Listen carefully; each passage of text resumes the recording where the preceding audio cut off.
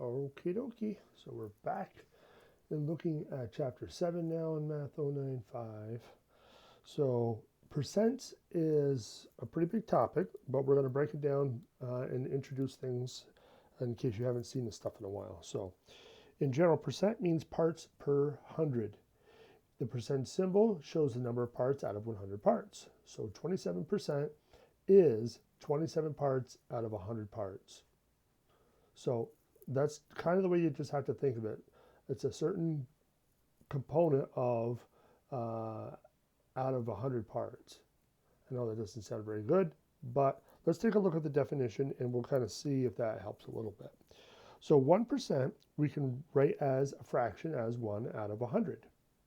All right, and now 1 out of 100 though we can write as a decimal as 0.01.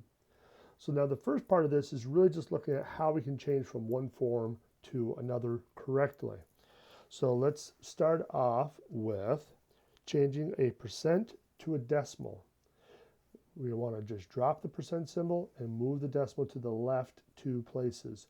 Or mathematically, we can think of it as dividing by 100. So when you're moving it to the left 2 places, you're dividing it by 100. Now, if we want to just work on these problems real quick. Now, the biggest thing about all of these is that you have to make sure you know exactly where the decimal point is to start the ball rolling. So right here, we know that the decimal point is right here at the end of the number, 25%. So we want to move it to the left 2 places from that spot. So that means it has to become 0.25. Now, I always put a 0 in front of my decimal points because I'm a nerd, but that's just the way it is. Now, if you don't do that, that's fine. Just make sure your decimal point is very, very deliberate, so that way I can see it, because otherwise I might mark it wrong. All right, so for 30%, again, the decimal point is right here at the end, so we're going to want to move it 2 places to the left. So 1, 2. So we should end up with 0.30. Now for the next one, they provide the decimal point. So now we just go from where it is. We don't magically move it someplace else. First, we start right from here and we say, okay, it's going to go to the left 1, it's going to go to the left 2 places. So now we need an extra spot, an extra placeholder in here before we put the decimal point. So if we have our 0 point, we need that extra 0 in there. So this should be 0.078 for your decimal form. And now the last one, 140%, again, the decimal point is right here at the end. So we got to move it 2 places to the left, so 1, 2. And so it's right between the 1 and the 4. So 1.40. Now if you wrote 1.4, that's lovely as well. So just make sure you can see that decimal point. So pretty quick. So now if we want to change it back into a percent from a decimal, what do you think we got to do? You guessed it, we got to move it to the right. And mathematically, we can think of it as multiplying by 100. So when we move it to the left, it's like we're dividing. When we move it to the right, it's like we're multiplying. So that's the way to think of it. All right, so for this one, we're going to have to move it to the right 2 places from where it is. So 1, 2. So that means we got 50%. From where it is to the right 2, 1, 2, 62.3%. From where it is to the right, 494%. And this one, kind of weird, but only 2 places. 1, 2. So it's right in front of the 1. So 0.17%. Don't forget the percent. So, okay. So now that we have this kind of under control, what's a quick way to kind of remember which way you're moving it? Well, I like to have a little diagram that I can use just to reference. If you think alphabetical order, we got decimals and percents. So just kind of put a little bit of a space between them and think like a clock. If you have an arrow going this way and an arrow going that way, 2 and 2. So if you're going from a decimal to a percent, you're going to go 2 places that way. If you're going from a percent to a decimal, you're going to go 2 places to the left. Nice way to keep it straight. Okay. And again, think circular, like a clock. So, all right, let's try some other types of conversions with fractions. Ooh. So if we want to change a fraction to a percent, multiply by 100, simplify to a reduced mixed number, and add on the percent, or divide to make a decimal and move the decimal to the right 2 places.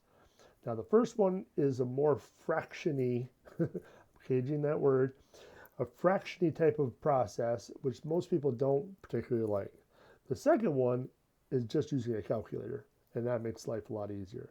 So I'm gonna show you both methods, and you can kind of decide which one you like to do better. So the first one says to multiply by 100. So since we have a fraction, we're going to multiply it by 100, and I'm going to put it over 1 to keep it in that fraction type of style. But now for this one, we can just cross cancel, and we end up with 17%. So when it's over 100, you really don't have to do anything. But if we wanted to rewrite this 17 over 100 as a decimal, then we can divide it on a calculator and we get 0.17. Once you have a decimal, then you can move it to the right 2 places, and we get our answer, 17%. So either way, you're going to get the same result. Now, why is one method going to be a little bit better than others in some cases? Well, we'll see them in a second. For this one, let's do it both ways again. I'll multiply it by 100 over 1. Now, in this case, 25 and 100, well, 25 can go into 100. So we can cross cancel that out. 25 goes into 100 4 times. I got a sneeze brewing. Excuse me. So 4 times 4 is 16. So we end up with 16%. But now, what happens when we divide that? 4 divided by 25, if you do that on a calculator, you're going to get 0.16. Move your decimal point 2 places, and same answer. All right, 2/5. So times it by 100 over 1. 5 goes into 20 to 100 20 times. 2 times 20 is 40. And again, I'm not writing anything on the bottom because it's all ones. That's what happened here. We got all ones when we multiply all ones. So you're really not doing anything. I'm not omitting anything when I write it that way. 2 divided by 5, though, is 0.4. And when you move it 2 places, you get your 40%. So in a lot of cases, it really doesn't make a difference. If you want to divide it on a calculator and move it over 2 spots, good enough. When you get to something like this, well, let's see what happens when we do the fraction method. 6 doesn't go into 100 evenly, but 2 does. So we can divide a 2 out of there. Whoops. 2 goes into 6 3 times, and 2 goes into 100 50 times. So now, and we can't reduce it anymore. So now we will have a fraction in our answer. So we have 5 times 50, which is 250. 3 times 1 is the 3. So now we're just going to change that to a mixed number. So if we change that to a mixed number, 3 goes into 25 8 times with 1 left over, and 3 goes into 10 3 times with 1 left over. So we got 83 1/3%. What happens when you divide? Well, if you divide 5 divided by 6 on a calculator, you're going to get 0.833333333. Now, does this equal this? It does. But most of the time, people are going to round this off. So there's the discrepancy. You got a little bit of a round off error compared to this fraction form, which is precise. So it depends on the problem of how they want your answer. If they want you to round, then I would go with the decimal form and then change that to a percent. Move it to the right 2 places, 83.33%. So that gives you your answer. And like I said, these are essentially identical. So let's just do one more. And again, this one, if we multiply it by 100 over 1, we can't cross cancel at all for this one. So we're going to end up with 1,000 over 9. 1,000 over 9 is 111 and 1/9%. Wow. It's pretty big. What happens when you divide? 10 divided by 9. So make sure you put it right in your calculator. 10 divided by 9. Top divided by the bottom. So you got 111.11111 forever and ever. Whoop, excuse me. I made a mistake. I multiplied it by 100 already. If you just divide this, you're going to get 1.111111. Now, when you change it to a percent, don't forget to change it to a percent, you end up with 111.11% rounded.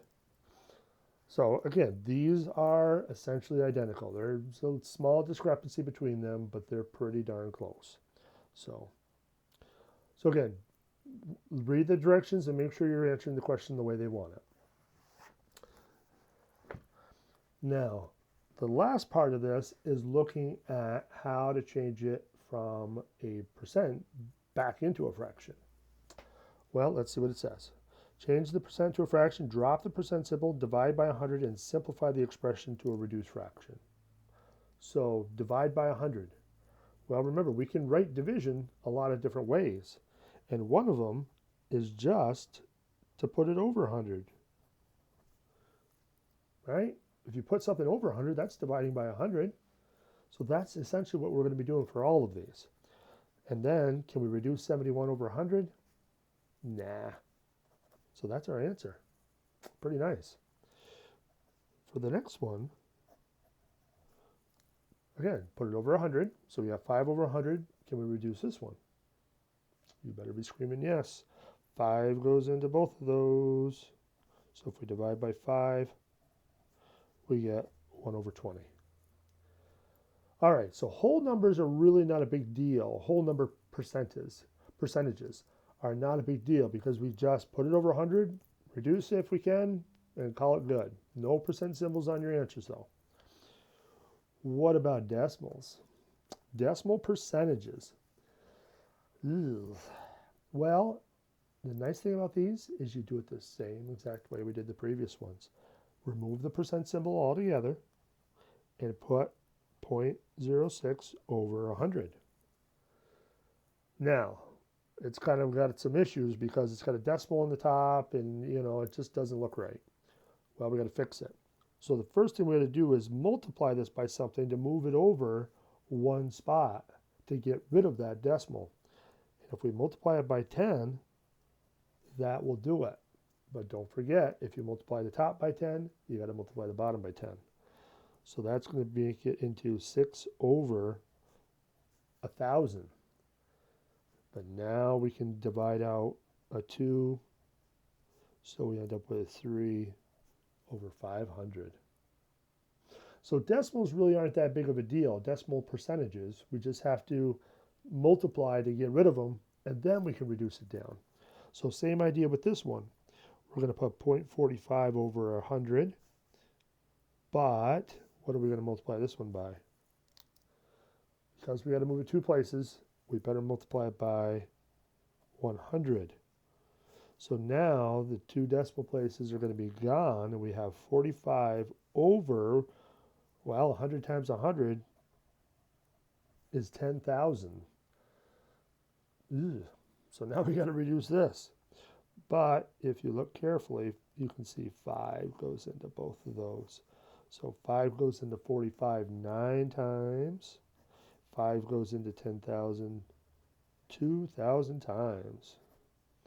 So, all right. So whole numbers, not a big deal. Decimals, not a big deal. We just got to multiply to get rid of those decimals, and then we can reduce the fractions. What about fractional percentages? Now you're probably saying, well, wait a minute. If it's a fraction, I don't have to do anything with that. It's already done. Well, no. Unfortunately, it's not. But we do tackle it the same way we've been doing everything else. So all you do is put it over 100. Well, now we know that doesn't look right. So we got to do a little bit of fixing. But remember, when you have a fraction, it's also division. So we can rewrite this as a division problem. So now we can do a little switching and flipping and do some canceling, hopefully, and that will get to our answer. So we've switched it to multiplication, we flipped it over. Now let's look to cross cancel, which we can. 2 goes into itself once, 2 goes into 150 times, and then remember, straight across. So 1 times 1 is 1. 3 times 50 is 150. So 1 over 150 is your answer. Now what about a mixed number percentage? Still the same way. So we got 5 and 5, 6. Now if we're multiplying and dividing fractions, remember we can't use mixed numbers in there. We got to change them to improper. So what would that be as an improper fraction? Whole number times the bottom plus the top. So 30 plus 5 is 35 over the 6 divided by the 100 over 1. All right, now let's do our switch and flip.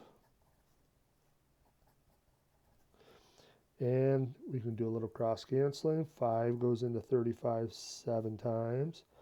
5 goes into 120 times. And so 7 times 1 is 7. 6 times 20 is 120.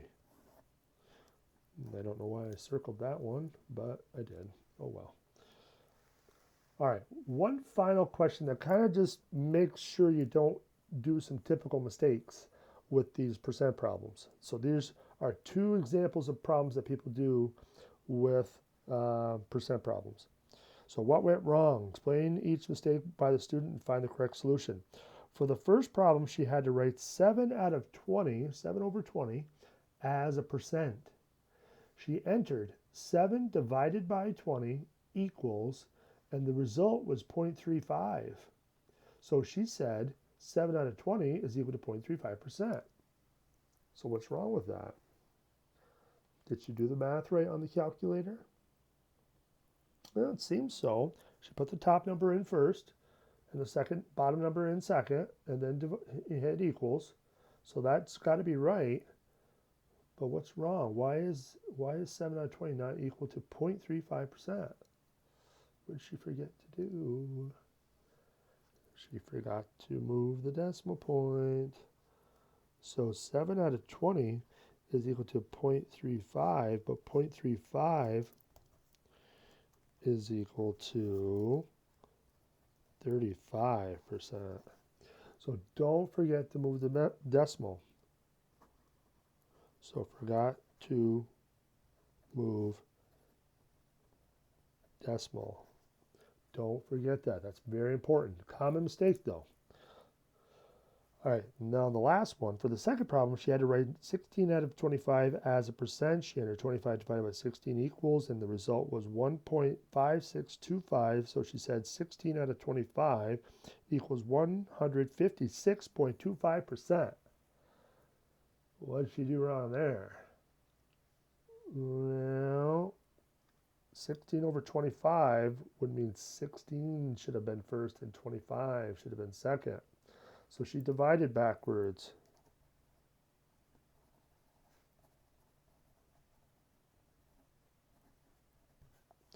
So 16 out of 25 should have been equal to 0.64. And then she did move the decimal point over 2 spots, which was good, but it was just the wrong decimal. So had she done it on 0.64, she would have got 64%. So again, not a big deal, but it does mess up the answer. So